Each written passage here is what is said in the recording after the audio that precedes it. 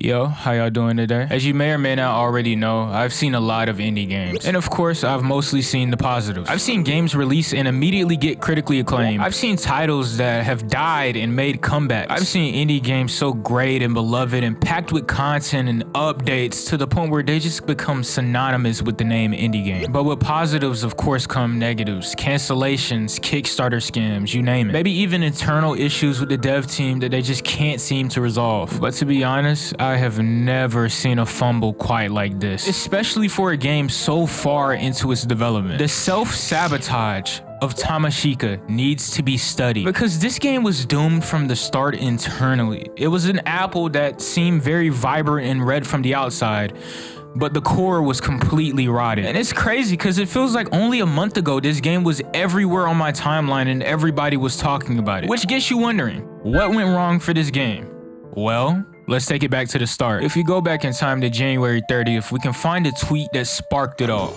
My indie game for 15 seconds. And this did more than hit the algorithm. 44.4 million views, 176,000 likes, 22,000 retweets, 4,000 comments, and 43,000 bookmarks. For one indie game. But for the majority of people, these 15 seconds were all this game needed to sell them on it. The visuals throw themselves at you immediately. Between the lens distortion, the random ripples that occur, the way the colors are so vibrant, and the random kanji that flashes on your screen, your eye doesn't know what to catch, but you do know that your retinas are burning. It was sensory overload, but it was highly stylized and it looked like it had some sort of polish to it, so naturally people would be drawn to the game. And this tweet not only served to promote the game, it also kickstarted the trend of other indie developers quote retweeting it and then posting their indie game for 15 seconds. It was a gold mine. And I'm not gonna lie, it had my attention too. It actually managed to make its way into one of my videos. But with all this attention on the game, naturally there would come some criticism. People were saying that the visuals were too overbearing and it was trying to simulate soul that the game didn't have. You also had the group of people that were comparing it to other games and saying it was cheap imitations of them. People kept comparing this to Ultra Kill. It doesn't play like Ultra Kill, nor does it look like it, but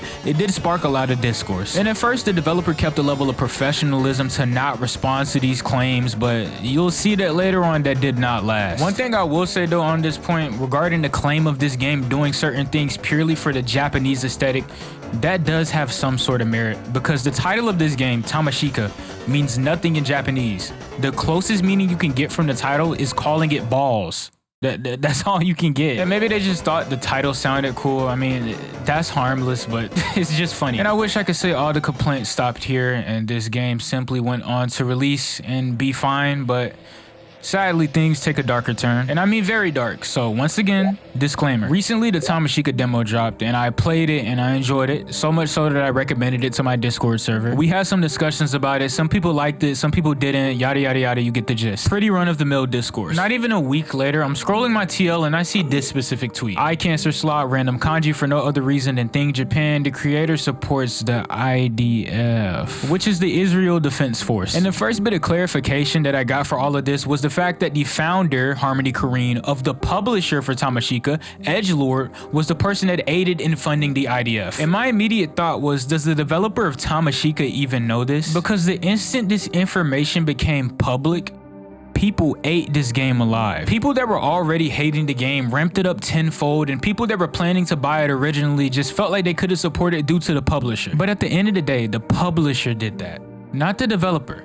So somehow they're gonna have to wipe their hands clean from this situation and maybe clear their name in the response. And well, they ended up actually doing the exact opposite. In a now-deleted tweet, we could see the developer of Tamashika in a direct response to somebody saying the publisher is a Zionist, say plot twist, I was always a Zionist, but more Matrix 4 than the original. Humans and machines are friends.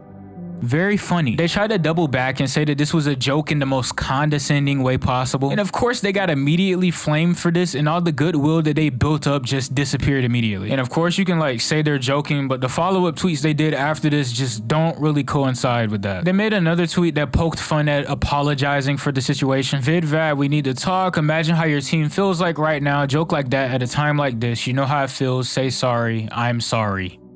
I get it, bro. People want to be edgy. They want to appeal to that demographic of person. But this didn't help their case at all. At first, they tried to implicate that they're not a Zionist by making a joke about it and then just saying that the joke was a joke. And then they delete the initial tweet they made that sparked this entire thing and then act like they don't care later or act like they didn't do anything wrong. If you felt like you didn't do anything wrong, why would you delete the initial thing in the first place? You're clearly bothered by it. So to maintain this aloofness, you double down on the jokes later. Like, bro, look at this. Y'all finally figured out the crop. Nice. Dog, you literally deleted that tweet. Don't act like you don't care. Why did you even delete it? Your publisher is literally called Edgelord, so I don't even know why I'm surprised. Speaking of the publisher, how about we loop back around to his founder, because the rabbit hole goes a little bit deeper. I wonder what Mr. Harmony was getting up to in 2009. In 2009, Kareem received criticism for signing a petition in support of film director Roman Polanski, calling for his release after Polanski was arrested in Switzerland in relation to his 1977 charge for N8.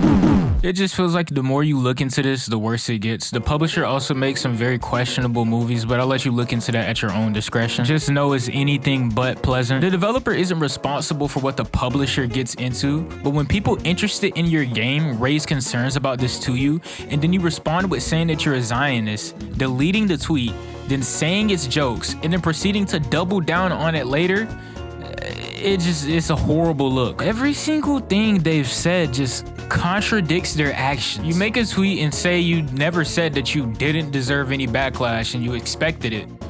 So your response is to be defensive? I can't tell if the condescension is a coping mechanism with the fact that they just fumbled everything they just built towards, or if this is glorified rage bait and I fell for it. And I guess if it is, congratulations, I fell for your rage bait and your game failed. Cool. And if your game doesn't fail and it's successful, cool.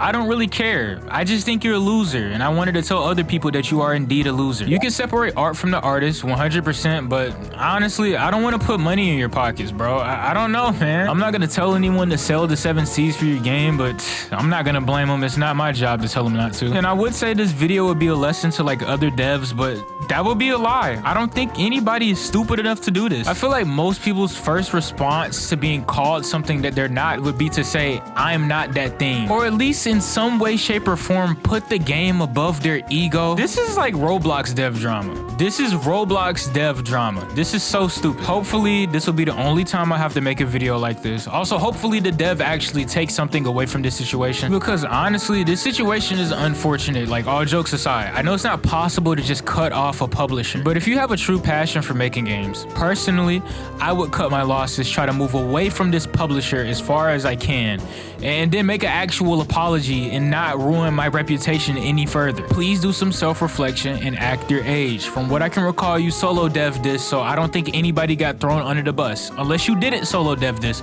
because if you didn't, this makes this 10 times worse because you screwed over other people. Your game lucked out. It got so many eyes on it, so many people were interested in it. It started a trend with other indie games so you could build connections that way.